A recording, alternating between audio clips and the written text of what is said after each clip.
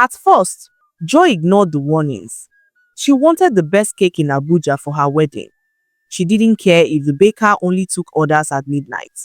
But now, seeing her husband crawl on the floor like an animal, Joy began to regret why she never listened. Once upon a time, in the beautiful city of Abuja, lived a popular cake shop named Winnie's Cakes. Their cakes were so impeccable that every bride in the city wanted a Winnie's cake on their big day. Each cake looked like a piece of heaven, smooth, tall, and laced with gold and glitter. But what people didn't know was that each slice carried something no human should ever eat. The owner of Winnie's Cakes was a woman named Winnie, a quiet woman in her late 40s who always wore gloves and never smiled. She lived alone and opened her shop only at night. People whispered about her, but no one ever dared to ask questions because her cakes were simply perfect. It all began one hot afternoon in the middle of a busy market. A beautiful, calm woman set up her stand with slices of delicious cakes, which she labeled as free. People trooped to the stand to have a taste, and that was how her name spread far and wide. And people began to troop to her shop, placing orders like their lives depended on it. Her cakes were so addictive, many of them said, as they bought as much as possible, sometimes fighting for extra slices. They said the moment you took a bite, your tongue danced in joy and your body felt warm like a hug from the inside. No one questioned how she baked so well. No one noticed that after every bite, they became quieter, more forgetful, and more obsessed. People who once hated sweets became regular customers. Children cried for her cakes. Husbands left home to sit outside her shop. The city praised Winnie, calling her a miracle baker. But no one knew the truth behind why she only took orders at night. Joy heard the rumors, of course. But like every other bride, she didn't care. She just wanted the best. When her wedding planner mentioned Winnie's Cakes, Joy jumped at the opportunity. She didn't even blink when she was told Winnie only accepts orders online at midnight. She simply paid in full. Her best friend Bisi had her reservations. "Are you sure about Winnie's Cakes?" she asked Joy, who gave her a weird look asking why. "Because I've heard so many strange and unsettling things about Winnie's Cakes," she said to Joy, who sat there and listened to what Bisi had to say.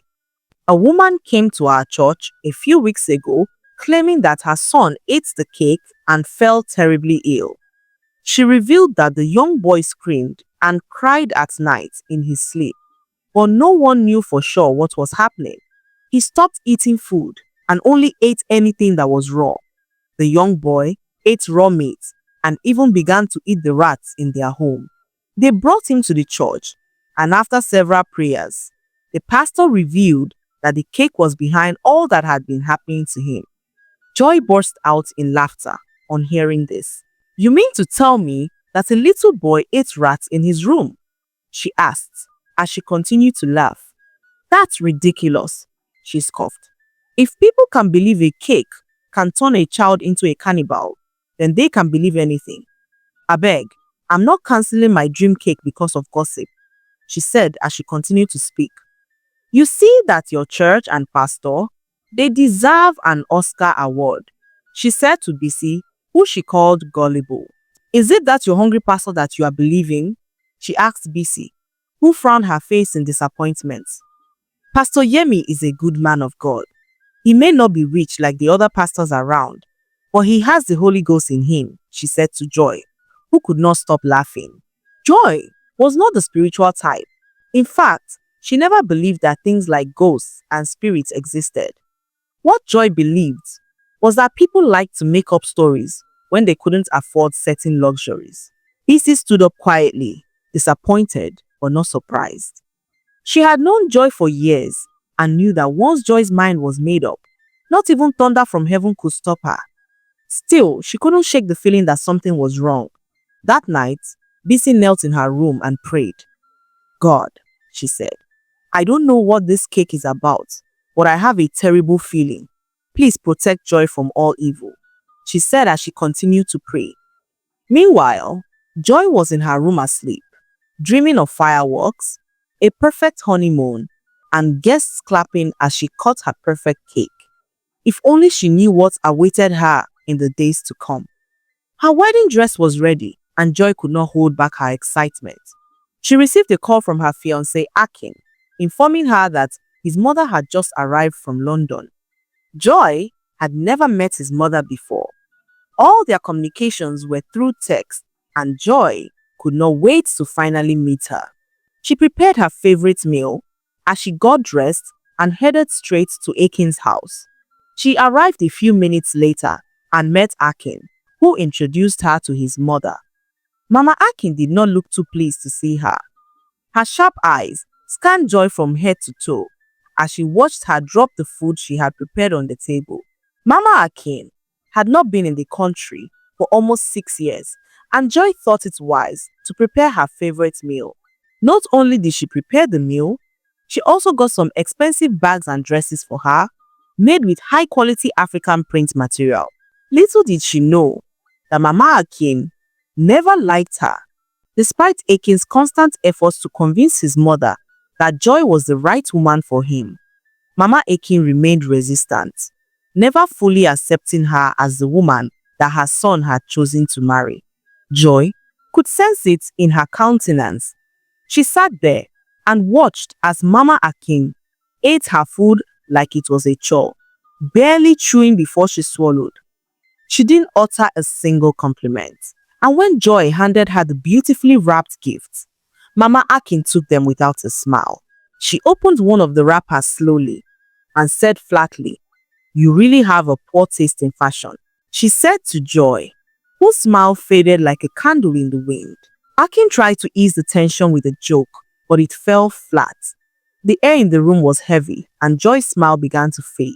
She had hoped this moment would be a warm welcome into the family, but instead, it felt like a cold courtroom on where she was the accused. Mama Akin did not stop there. She leaned forward, resting her elbow on the armrest as she stared right at Joy, who sat there restless as she listened to her speak. "There is something about you that does not sit well with me. A dark storm looms over you, and no matter how hard you try to smile it away, it follows you like a shadow." Joy blinked, confused, as she stared at Mama Akin. "I had a dream," Mama Akin said, her voice colder than before. "In that dream, you were standing in the middle of a wedding hall. Everyone was clapping as you smiled, but then something strange began to happen. Your stomach began to grow so big, and before our very eyes, you gave birth to a dog. Everyone ran away in terror." Mama Akin said to Joy, who opened her mouth to speak, but nothing came out. Her lips quivered as a cold chill ran down her spine. Akin, stunned by the absurdity of his mother's words, tried to chuckle it off. "Mommy, that dream was probably just from jet lag or something you ate on the plane." But Mama Akin did not laugh. She stood up, picked her handbag, and gave Joy a sound warning. "If anything happens to my son, I will hold you responsible." She then turned to Akin and added, "My son, if you still go ahead with this wedding, you do so at your own peril." With that, she walked out of the room, leaving a thick silence behind. Joy sat there, numb, her fingers clenched tightly around the edge of her gown. Akin placed his hand on her shoulder gently. "Don't mind her, babe. You know how dramatic my mom can be." But Joy wasn't listening anymore. That night, she couldn't sleep. The dream Mama Akin described refused to leave her mind. She kept seeing herself in a white dress, her stomach swelling as dogs barked all around her. The wedding was only a few days away, and Joy could not help but worry. She spoke to her best friend BC, who urged her to fast and pray. "You need to cancel the cake order too," she said to Joy, who rolled her eyes and walked away. The wedding day arrived, and Joy did all she could to stay calm. She woke up that morning in her hotel room, terrified as her glam team arrived to get her ready for the wedding. Hours later, Joy arrived at the wedding venue, looking extremely beautiful. As she stepped out of the car in her expensive white dress, All eyes turned to admire her. The camera flashes lit up like stars as her gown shimmered under the sunlight. It was supposed to be the happiest day of her life, but deep inside, Joy was terrified. Her eyes scanned the entire crowd as she walked into the wedding venue. That was when she saw the dress. The exact dresses she had lovingly picked and gifted to her mother-in-law. It was being worn by another woman, and Joy could not hide her sadness. Her heart sank as she looked again and saw the designer handbag that she had saved up to buy, now hanging on the shoulder of the same woman. Not only did Mama Akin reject her efforts, she had given them away like they meant nothing. Joy stood still as she blinked back the tears. Her husband-to-be Akin could not help but notice the sadness in her eyes. He asked what the problem was, and just as Joy was about responding to his question, the cake van pulled up in front of the venue. Joy could feel her heart race. She stood there shocked as she watched the handlers lift the cake out of the van. Before her very eyes, 12 fierce-looking dogs came charging from nowhere as they barked at the cake. The handlers managed to chase the dogs away as they carried the cake safely into the hall. The guests whispered between themselves, but the wedding planner quickly took the microphone and tried to ease the tension. "Ladies and gentlemen, it's just stray dogs. Please relax. The wedding must go on," she said, forcing a smile that didn't quite reach her eyes. A few guests clapped nervously. Others looked around, murmuring superstitions underneath their breath. But eventually, as the minutes passed, people began to settle back into their seats. Joy and Akin said their vows as everyone cheered for them to cut their cake. Joy stared at the cake for a minute as her heart began to race. Everyone gathered around the cake as they watched in anticipation. Cameras flashed, phones recorded, and chants of cut the cake, rang out across the hall. Joy hesitated. For a split second, she remembered Bissie's warnings and the disturbing dream that Mama Akin had.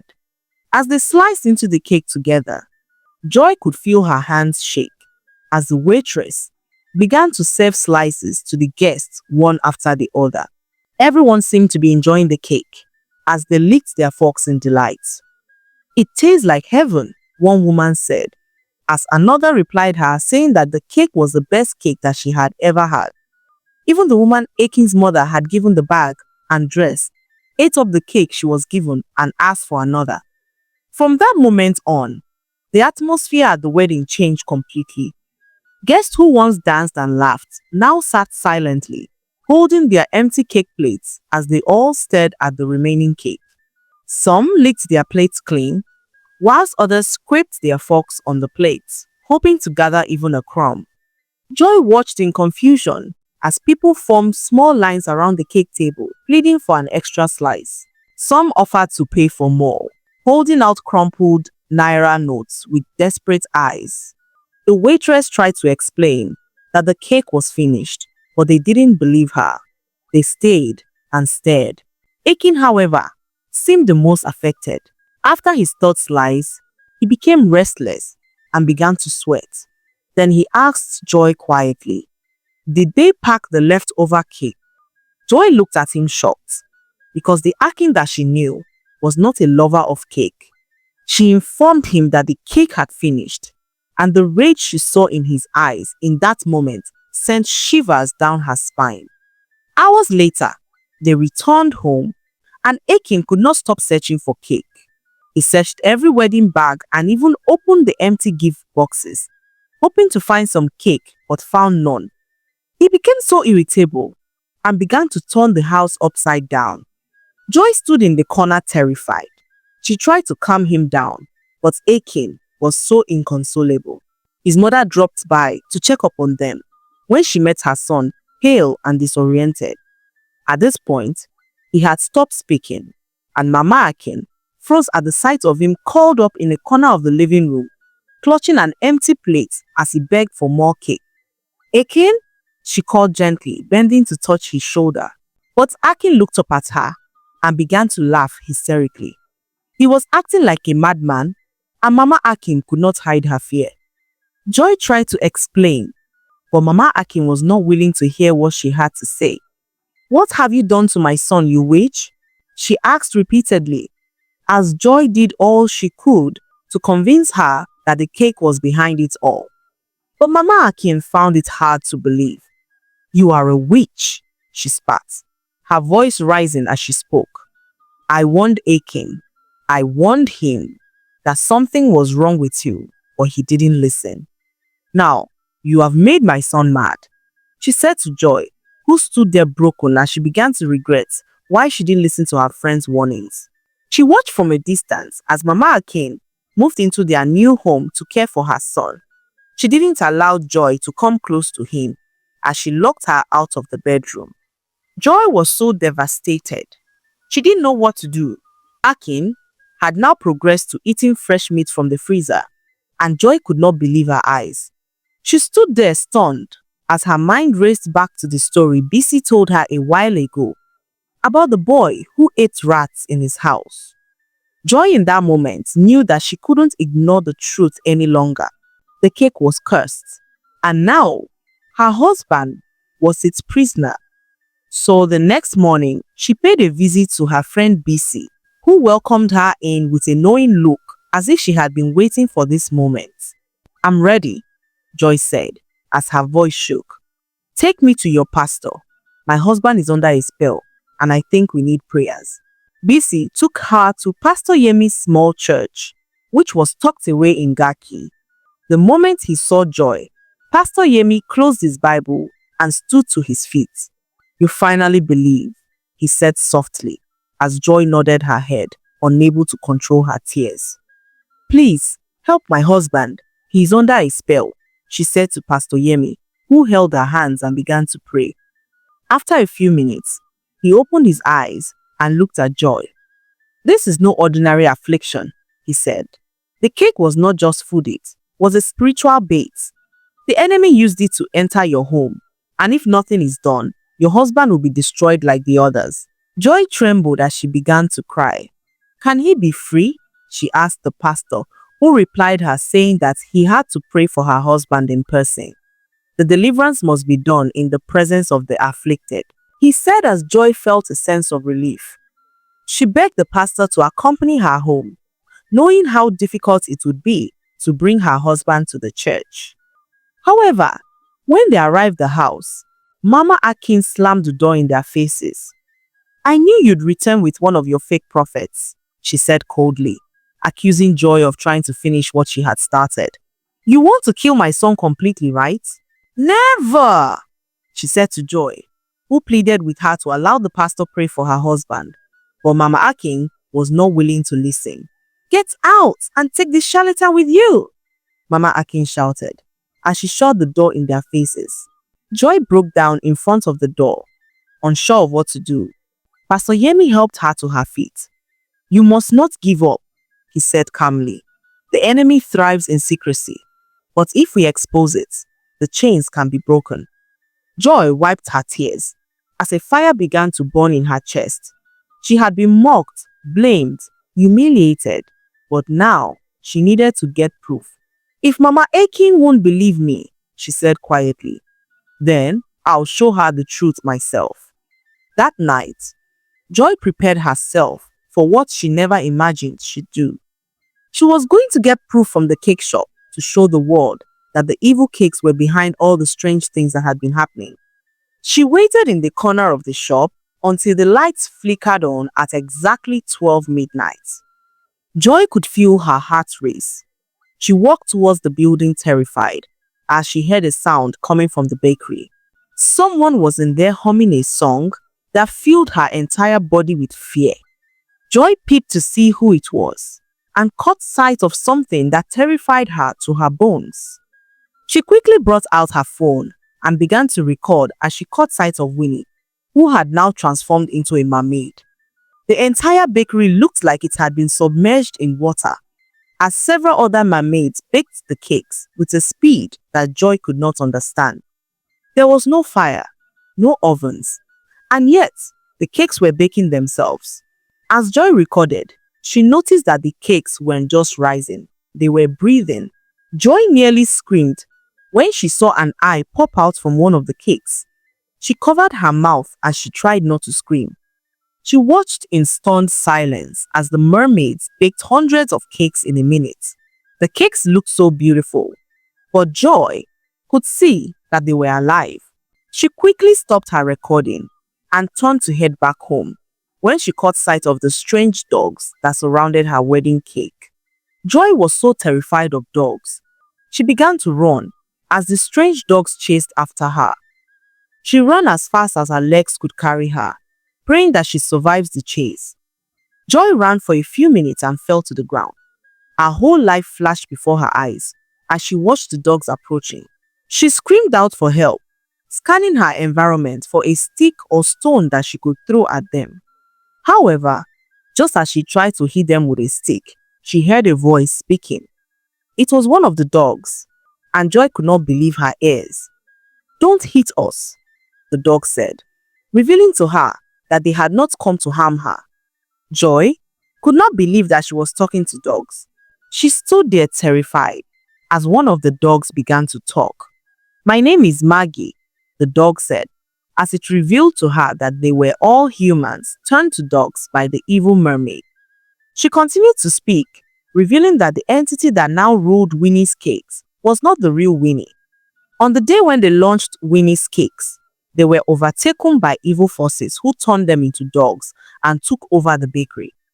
The real Winnie was transformed into a dog alongside her workers, who were all eager to start work that fateful day. They stood there and watched helplessly as the evil forces shared evil cakes to unsuspecting people. On the day of her wedding, they tried to stop her from cutting the cake, but it was already too late. Maggie's eyes glistened with tears as she continued to speak. "We backed with everything in us," she said, her voice breaking. "But no one could understand us because we are dogs. We can only speak to you now because your eyes have been opened to the truth." Joy staggered back, overwhelmed by all that she had heard. The other dogs sat silently, their eyes filled with sadness, as they nodded at Maggie's words. "I didn't know. I thought you were attacking me. I thought you were veiled," she whispered as her voice trembled. Maggie shook her head gently as she continued to speak. "No, Joy. We were trying to protect you," she said to Joy, who stood there, crying to see her fellow humans transformed into dogs. Joy decided to help them in that moment. She took them to Pastor Yemi, who prayed and broke the spell that had kept them bound for years. The dogs began to transform before their eyes. Joy recorded the whole process as their limbs stretched and their fur fell away like dust. Their faces morphed from snouts to human features, and within minutes, 5 human beings, 2 men, and 3 women stood in front of Joy and Pastor Yemi, wrapped in white clothes. The freed workers wept in gratitude. Their bakery, their dreams, their very lives had been stolen and for years. They had backed in silence, warning every soul they could. Joy knelt beside them as she began to apologize. "I'm so sorry I didn't believe. I ignored the signs. And now my husband has been transformed into a monster. And my mother-in-law has refused to let me close. She believes I have a hand in what is happening to him," Joy said as she let out a loud cry. But Winnie placed a hand on her shoulder, reassuring her that it wasn't too late. "With all the proof you have now, I'm sure your mother-in-law will be convinced," she said to Joy, who shook her head in agreement and wiped her tears. Hours later, they all arrived at Akin's house and heard a loud scream coming from inside the house. It was Mama Akin screaming in terror, and everyone wondered what could be happening. They broke down the door and met Akin biting his mother as she screamed. The pastor immediately went into intense prayers, sprinkling holy water and olive oil at Akin, who fell to the ground unconscious. Mama Akin broke free as she ran to the corner, thankful to be alive. Akin's body lay still on the floor as silence fell across the entire house. Joy, trembling with fear and love, rushed to his side and held his hand. Mama Akin stood in the corner, terrified to come close to her son. She stood there and watched as Joy held her husband's hands and continued to pray. Aching after several long minutes, finally woke up. He blinked slowly, like someone waking from a long, painful nightmare. His eyes, once wild, were now human again. His wife Joy let out a sob as she buried her head into his chest, thanking God for saving his life. Pastor Yemi smiled gently as he whispered words of thanksgiving. Mama Akin, still trembling, inched forward as she began to cry. "Akin," she said, her voice cracking, "Forgive me. My son, forgive me. I should have listened. I thought she was the problem," she said as she began to plead with Joy to forgive her. Mama Akin began to regret how badly she treated Joy, how she gave out the gifts that Joy had given to her. Joy looked up at Mama Akin, her eyes swollen from tears. But somehow, in that moment, Joy found strength. She stepped forward and held Mama Akin's hands. As she forgave her for all that she did, Mama Akin burst into tears as she held Joy tightly, thanking her for saving her son. "Thank you, my daughter. You are not a witch. You are an angel. I'm sorry for everything." Joy in that moment felt a peace that she could not explain. That same night, she uploaded the video of the underwater bakery, the humming mermaids, and the shocking transformation of dogs back into humans. And within 24 hours, the video had over 3 million views. News outlets across Nigeria picked up the story as the nation stood still from the revelation. Government officials arrived to seal the shop.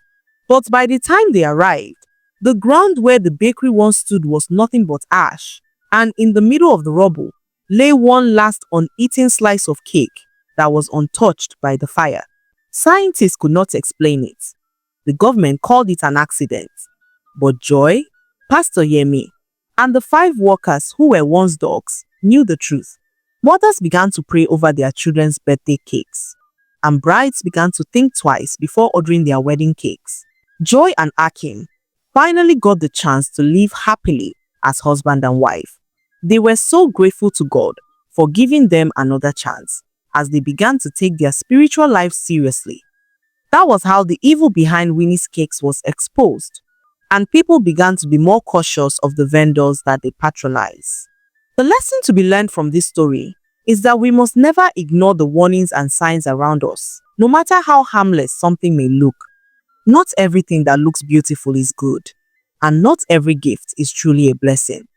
Joy's story teaches us that spiritual things are real, and listening to wise counsel can save a life.